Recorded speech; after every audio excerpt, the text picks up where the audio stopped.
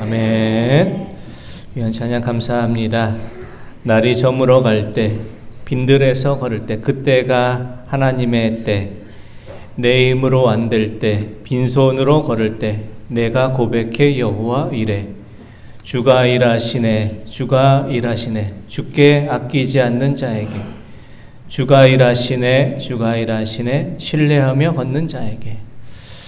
귀한 찬양 감사합니다. 우리의 인생의 날들이 저물어가고 또 아무도 없는 빈들에서 걸어가는 것처럼 느껴질 때, 또 우리의 힘으로 모든 일을 행해도 잘 안 되고 빈손으로 걸어갈 때, 언제나 주님께서 그때도 우리를 위해서 일하고 계심을 기억하며 여전히 주님을 신뢰하며 믿음의 길 걸어가신 우리 성도님들 되시기를 원합니다.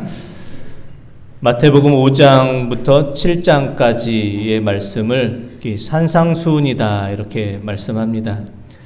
산상수훈의 말씀 중에는 우리가 잘 알고 있는 팔복에 관한 말씀도 있고, 또 빛과 소금의 비유에 대한 말씀도 있고, 좁은 문 또 좁은 길에 대한 말씀도 있습니다. 모든 내용들이 천국, 하나님의 나라와 다 관련이 있는 말씀들입니다. 그래서 산상수훈의 말씀을 천국 복음이다 이렇게 말하기도 합니다. 산상수훈의 말씀을 통해서 주님께서 우리에게 주신 말씀을 한마디로 이렇게 정해 본다면 다르게 살아야 한다 이런 말씀입니다. 산상수훈의 말씀을 듣기 전과는 이제 다르게 살고, 세상의 가르침이 아니라 주님의 가르침을 따라서 세상에서 사는 세상 사람들과는 다른 모습으로 살아가라라는 그런 말씀입니다. 주님께서는 산상수훈의 말씀을 통해서 우리에게 먼저 이 팔복에 대해서 이렇게 말씀합니다. 복이라는 것은 우리 모두가 좋아하는 것입니다. 그런데 산상수훈의 말씀을 통해 주님께서 말씀하시는 복과 또 우리가 생각하는 복과는 서로 차이가 있습니다. 세상 사람들은 복을 생각할 때 먼저 내가 잘 되는 것, 이것을 먼저 생각합니다. 건강이든 물질이든 명예든 먼저 내가 잘 돼야지 그것이 복입니다. 내가 잘 되고 동시에 다른 사람은 나보다 더 잘 안 돼야지 그걸 복이다 이렇게 생각을 합니다. 그래서 세상에서 말하는 복에는 나만 복을 받는 것, 좀 더 정확히 말한다면 다른 사람과 비교해서 내가 더 많은 복을 받는다는 것, 그것이 전제되어 있습니다. 하지만 주님께서 말씀하신 복은 세상의 복과는 다른 복입니다. 산상수훈의 말씀에 나오는 복을 의미하는 헬라어 마카리오스라는 이 단어의 뜻은 행복한, 또 복된, 축복을 받은 이런 뜻이고, 더할 나위 없는 복된 상태를 의미하는 단어입니다. 고대 헬라 문화권 사회에서 마카리오스라는 이 단어는 이 세상의 복을 뛰어넘어서 신들의 행복을 말할 때 사용하던 단어입니다. 오늘 산상수훈의 말씀에 나오는 복은 사람의 관점에서 말하는 복이 아니라 하나님의 관점에서 말하는 복을 의미합니다. 세상에서 얻을 수 없는 하늘의 복을 말합니다. 사랑하는 성도 여러분, 우리가 누리기를 원하는, 또 얻기를 원하는 복은 어떤 복입니까? 우리가 구하는 복이 단순히 세상 사람들이 구하고 있는 그 복만을 구하는 것이 아니라 주님께서 우리에게 말씀하여 주신 하늘의 복을 구하는 자가 되실 수 있기를 원합니다. 잠시 우리 눈앞에 보였다가 안개처럼 사라져버리고 말게 되는 이 세상에서만 한정된 복을 우리가 구하는 것이 아니라 하나님께서 주시는 하나님께 속한 복, 하늘에 속한 복을 구하시고 그 복을 누리시는 성도님들 되시기를 원합니다. 주님께서는 산상수훈의 말씀을 통해서 팔복에 대해서 말씀하시며 먼저 심령이 가난한 자는 이와 같이 복이 있다 이렇게 말씀하는데요. 마태복음 5장 3절 말씀 한번 보겠습니다. 심령이 가난한 자는 복이 있나니 천국이 그들의 것임이요. 아멘. 이 말씀을 표준 세번역 성경에서는 이렇게 번역을 합니다. 마음이 가난한 사람들은 복이 있다. 하늘나라가 그들의 것이다. 아멘.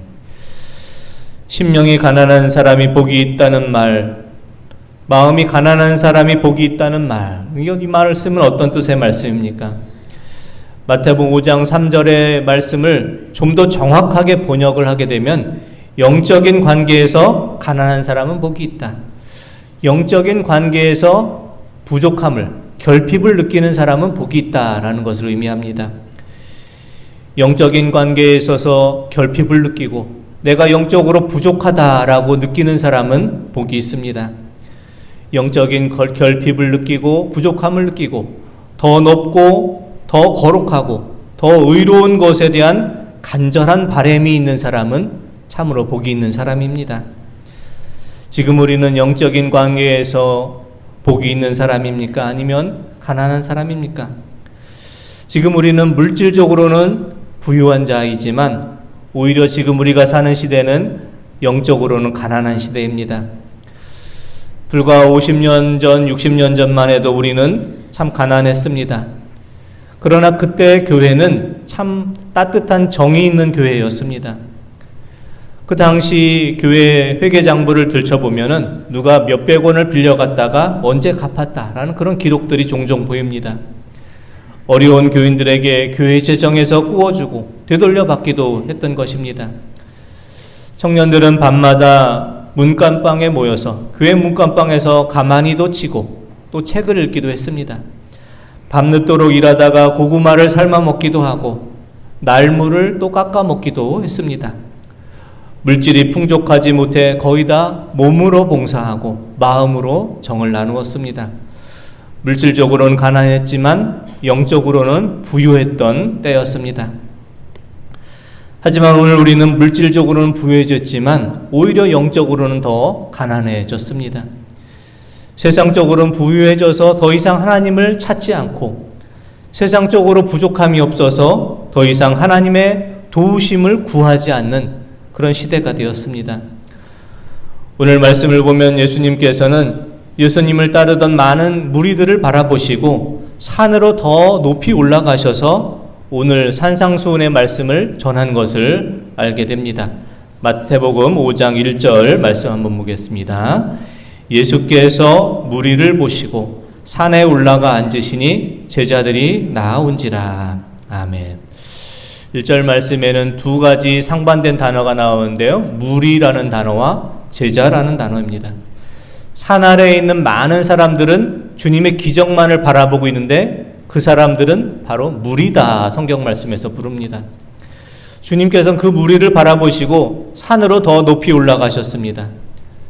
많은 무리들 가운데 주님을 따라서 산 높이 따라 올라갔던 사람들은 적었을 것입니다. 성경 말씀에서 주님을 따라서 산 위에 올라가서 주님께서 주시는 그 교훈의 말씀을 듣게 된 사람들을 제자라 이렇게 부릅니다. 산상수훈의 말씀은 산 아래에서 주님의 기적만을 구하던 많은 무리들에게 주셨던 말씀이 아니라 주님을 따라서 산 위로 올라가서 주님 말씀에 귀를 기울였던 제자들을 향해서 들려주셨던 말씀입니다. 주님께서 제자들에게 산 위에 따라 올라온 제자들에게 들려주셨던 그 첫 번째 말씀이 바로 3절의 말씀인데요. 3절 말씀 한번 다시 보겠습니다. 심령이 가난한 자는 복이 있나니 천국이 그들의 것임이요. 아멘. 주님께서는 주님을 따라 산 위에 올라간 제자들을 향해서 복 있는 자에 대해서 말씀하며 첫 번째로 심령이 가난한 자가 복이 있다 이렇게 말씀합니다. 심령이 가난하다는 것은 무엇을 의미하는 말씀입니까? 심령이 가난하다는 것은 단순히 무소유를 의미하거나 욕심이 없고 자기 비움을 의미하지 않습니다. 심령으로 번역된 헬라어 단어는 푸뉴마라는 단어인데 푸뉴마라는 단어는 성령을 의미하는 단어입니다. 가난한 자는 또한 빈곤한 자, 상실한 자, 구걸하는 자를 의미합니다. 그러므로 심령이 가난한 자는 성령이 가난한 자, 성령이 빈곤한 자, 성령의 은혜를 상실한 자, 성령이 고갈되어서 성령의 은혜를 간절히 사모하는 사람을 의미합니다. 주님께서는 이와 같이 심령이 가난한 자가 복이 있다라고 말씀합니다. 심령이 가난한 자, 성령의 도우심을 간절히 구하는 자, 성령의 도움 없이 살아갈 수 없음을 고백하는 자들에게 주님께서는 그들을 참된 제자다라고 불러주십니다. 그래서 종교개혁자 칼빈은 우리에게 이런 말을 하고 있습니다. 오직 자기에게 아무것도 가진 것이 없어서 하나님의 자비만을 의지하는 자가 심령이 가난한 자입니다. 가진 것이 아무것도 없어서 하나님의 자비만을 의지하는 사람, 그 사람이 바로 심령이 가난한 자고 그에게 하늘의 복이 임하게 됩니다. 험한 세상에서 피할 곳이 하나님밖에 없는 사람, 하나님 앞에 엎드리는 것밖에는 할 수 없는 사람, 그 사람이 심령이 가난한 복 있는 사람입니다. 이와 같이 심령이 가난한 자의 삶을 살았던 사람이 있습니다. 이세종 선생, 또 이현필, 그의 제자 이현필이 있었습니다. 감리교 신학대학교에서 조직신학을 가르쳤던 정경욱 교수는 전남 화순에서 농사를 짓던 이세종을 만난 후에 숨어있는 성자를 만났다, 이런 고백을 합니다. 이세종의 가르침을 받았던 이현필은 우리나라 최초의 공동체 동광원을 설립하였고 고아와 가난한 자, 병든 자를 돌보며 섬기는 그런 삶을 살아갔습니다. 이세종과 이현필, 이 두 사람이 제가 이번에 집필한 이 박사 논문에 나오는 두 주인공들입니다. 박사학위를 받을 수 있도록 기도해 주시고 격려해 주신 성도님들 덕분에 이렇게 부족한 사람이 박사학위, 신학박사학위를 받을 수 있었습니다. 다시 한번 감사의 말씀을 드리고 오늘 말씀에 나오는 가난의 의미를 제가 집필한 박사 논문에 소개된 이세종과 이현필의 그 삶을 통해서 비교하면서 한번 살펴보도록 하겠습니다. 이세종은 복음을 받아들이기 전에 그는 단순히 그의 삶의 목표는 부자가 되는 것이 목표였습니다. 하지만 복음을 받아들이고 예수님을 영접하고 그의 인생은 전혀 다른 것으로 바뀌었습니다. 재물에 대한 관점이 바뀌고 자발적인 가난을 실천하는 사람이 됐습니다. 이세종은 동네에서 가장 부자였지만 자신의 부를 예수님을 영접하고 다 나누어 주고 또 자신에게 빚진 자에게 빚을 다 탕감해 주었습니다. 자발적인 가난을 통해서 예수님을 닮아가는 삶을 살기를 원했습니다. 그래서 자신이 먹는 것, 입는 것을 가장 가난한 자의 모습으로 살아가고 가장 가난하게 살기를 원했습니다. 그래서 예수님을 따르기 위해서 모든 것을 버리고 탐욕을 끊고 금욕과 절제의 삶을 통해서 하나님 나라를 소유하는 삶을 살아가기를 원했습니다. 그래서 이세종은 자신을 공이다, 빌공자를 써서 공이라 이렇게 부르기를 원했습니다. 그래서 자신의 이름 대신에 이세종이라고 불리기보다는 빌공자를 써서 자신을 텅 빈 사람, 이공이다 이렇게 불러달라고 원했습니다. 자신이 텅 빈 삶을 살기를 원했던 것은 빌립보서에서 나온 그 케노시스라는 것, 자기를 비워서 종의 형체를 가진 예수님을 닮아가기를 원했다라는 것을 의미합니다. 물질적 욕망, 성적 욕망, 세상적 욕망을 다 버리고 이공으로 살기 위해서 철저히 자신을 비우고 그 빈자리를 예수님으로서 채움받기를 원했습니다. 이세종의 제자 이현필은 가난을 통해서 가난한 이웃들과 연대하기를 원했습니다. 단벌옷으로 지내며 한겨울에도 불을 떼지 않는 방에서 지냈고 신발을 신지 않고 맨발로 다녀서 그를 맨발의 성자 이렇게 불렀습니다. 이현필은 가난의 문제가 개인의 문제가 아니라 공동체가 함께 감당해야 될 과제다 이렇게 인식해서 동광원 공동체를 통해서 고아를 돌보고 가난한 자와 결핵에 걸린 환자를 돌보며 가난을 통해서 하나님 나라를 이루고 가난을 통해 하나님 나라의 삶을 살기를 원했습니다. 그러나 오늘날 한국교회는 너무 부자교회가 되어버렸습니다.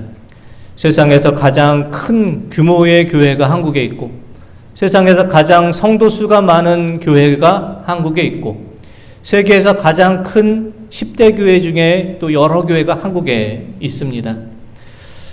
그렇지만 교회의 십자가가 높이 더 올라갈수록 교회는 가난한 자들과 더 멀리 떨어져 가고 있습니다. 교회를 사유화하고 또 교회를 자녀에게 넘겨주는 세습을 부끄러워하지 않고 사회의 불의에 대해서 침묵하고 내세의 구원만을 강조하는 교회, 피상적으로 사랑과 정의만을 이야기하고 이웃의 가난과 불평등에 무관심한 교회는 더 이상 이 땅에 하나님 나라를 전하는 사명을 온전히 감당할 수가 없습니다. 교회는 다시 가난의 영성을 회복하고 스스로 가난한 자의 삶을 선택하고 가난한 자들을 품고 그들과 연대하며 천국이 가난한 자의 것이 되어야 함을 증명해 보일 수 있어야 합니다. 사랑하는 성도 여러분, 심령이 가난한 자가 복이 있습니다. 하나님의 복을 소유하기 위해서 우리도 심령이 가난한 자가 되길 원합니다.